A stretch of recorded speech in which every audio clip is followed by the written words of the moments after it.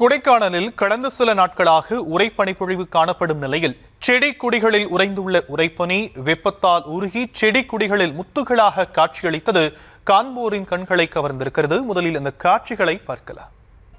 நிச்சயமாக மழைநீர் இளவரசி என்று அழைக்கப்படும் கொடைக்கானலில் கடந்த சில நாட்களாக வறண்ட வானிலை நிலவி வந்த நிலையில் கொடைக்கானலில் பல்வேறு பகுதிகளில் உறைபனியும் கடும் குளிரும் காணப்பட்டது.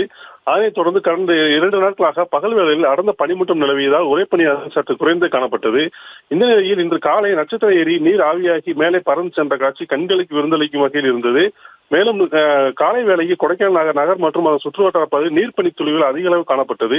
குறிப்பாக ஏரிச்சாலை, கீழ்பூமி, ஜிம்கானா, பாமாபுரம் போன்ற பகுதிகளில் இருக்கக்கூடிய செடிகளில் மற்றும் புல்வெளிகளில் முத்தாக நீர்ப்பனி துளிகள் அதிக அளவில் காணப்பட்டது. மேலும் நீர்ப்பனி துளிகள் மீது சூரிய ஒளி நீர்ப்பட்டதும் நீர்ப்பனி துளிகள் ஒளிரும் காட்சியும் ரம்மியமாக இருந்தது. இந்த ரம்மியமான இயற்கை அழகை அதிகாலையில் நடைபயிற்சி சென்றவர்களும் சுற்றுலா பயணிகளும் கண்டு ரசித்து வருகின்றனர். கொடைக்கானல் இன்று காலை 10 டிகிரி செல்சியஸ் குறைவாக வெப்பநிலை காணப்பட்ட நிலையில் கடும் குளிர் நிலை வருவதும் குறிப்பிடத்தக்கது.